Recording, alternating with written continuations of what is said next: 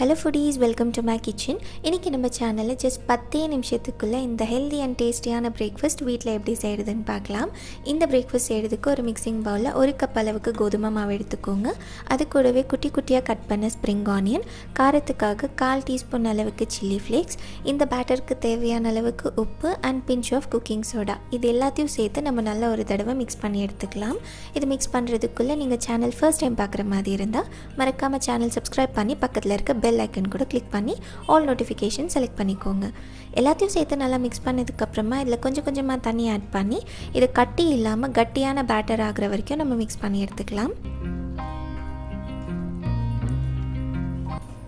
பாருங்கள், இந்த பேட்டர் வந்துட்டு இந்த அளவுக்கு நல்லா திக்காக மிக்ஸ் பண்ணிக்கோங்க, கட்டி இல்லாமல் மிக்ஸ் பண்ணி எடுத்துக்கோங்க. இது எப்படி சுடுறதுன்னு பார்க்கலாம். நான் இது வந்துட்டு இன்றைக்கி பணியாரம் பேனில் தான் நான் சுட போகிறேன். இந்த பணியாரம் பேன் நல்லா காஞ்சதுக்கப்புறமா இதில் ஆயில் இல்லைன்னா கீ ஆட் பண்ணிக்கோங்க. இப்போ நம்ம ரெடி பண்ணி வச்சு அந்த கோதுமை மாவு பேட்டர் வந்துட்டு இதில் கொஞ்சம் கொஞ்சமாக ஊற்றிக்கலாம்.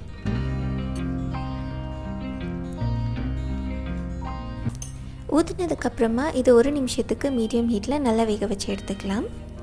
இது 1 நிமிஷம் நல்லா வெந்துருச்சு ஒரு சைடு. இது இன்னொரு சைடு நம்ம இப்போ திருப்பி போட்டுடலாம்.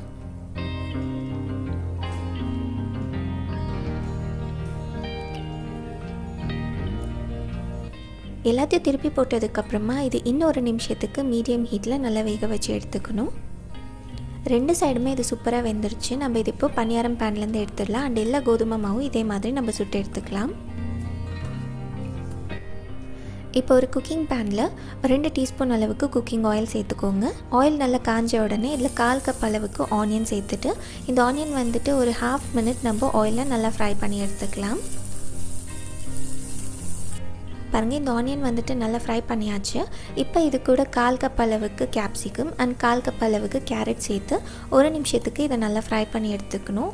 உங்ககிட்ட ப்ராக்லி, கேபேஜ் எந்த வெஜ்ஜீஸ் இருந்தாலும் நீங்கள் இதுக்கு ஆட் பண்ணிக்கலாம்.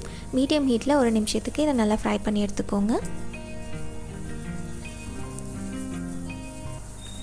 இந்த வெஜிடபிள்ஸ் எல்லாம் நல்லா ஃப்ரை ஆனதுக்கப்புறமா இது கூட 2 டீஸ்பூன் அளவுக்கு டொமேட்டோ சாஸ், 1 டீஸ்பூன் அளவுக்கு சில்லி சாஸ் அண்ட் 1/2 டீஸ்பூன் அளவுக்கு சோய் சாஸ் சேர்த்து இது எல்லாத்தையும் 1 நிமிஷத்துக்கு நல்லா குக் பண்ணி எடுத்துக்கலாம்.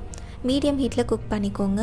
சாஸ் சேர்த்து நல்லா குக் பண்ணதுக்கப்புறமா ஒரு சின்ன பவுலில் ஒரு 1/4 டீஸ்பூன் அளவுக்கு கார்ன் ஸ்டார்ச் அண்ட் 1/4 கப் அளவுக்கு தண்ணி சேர்த்து நல்லா மிக்ஸ் பண்ணி இந்த சாஸ் கூட ஆட் பண்ணிவிடுங்க. அப்போ தான் இந்த சாஸ் வந்துட்டு நல்லா திக் அண்ட் க்ரீமியாக இருக்கும். இதை சேர்த்து ஒரு தடவை மிக்ஸ் பண்ணி 1 நிமிஷத்துக்கு இதை பாயில் பண்ணி எடுத்துக்கலாம். பாருங்கள், இந்த சாஸ் வந்துட்டு நல்லா திக்காயிடுச்சு. இப்போ நம்ம வேக வச்சோம் இல்லையா அந்த கோதுமை மாவு, அதுக்கப்புறம் அது கூட கொஞ்சமாக ஸ்ப்ரிங் ஆனியன் குட்டி குட்டியாக கட் பண்ணது எல்லாத்தையும் சேர்த்துட்டு இதை 1 நிமிஷத்துக்கு மீடியம் ஹீட்டில் நல்லா ஃப்ரை பண்ணி எடுத்துக்கலாம் இந்த சாஸ் கூட.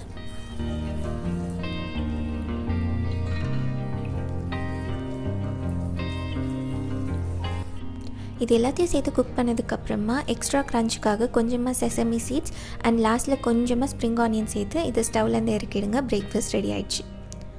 இது வந்துட்டு ரொம்ப டேஸ்டியான ஒரு பிரேக்ஃபாஸ்ட் ரெசிபி. வீட்டில் மேகி ஒரு பாஸ்தா செய்கிறதுக்கு பதில் இந்த ரெசிபியை நீங்கள் வீட்டில் ட்ரை பண்ணி பாருங்கள். ரொம்ப நல்லாயிருக்கும். பிடிச்சிருந்ததுன்னா மறக்காமல் லைக் பண்ணுங்கள். இதே மாதிரி வேறு ஒரு ரெசிபியோட பார்க்கலாம். Until then take care.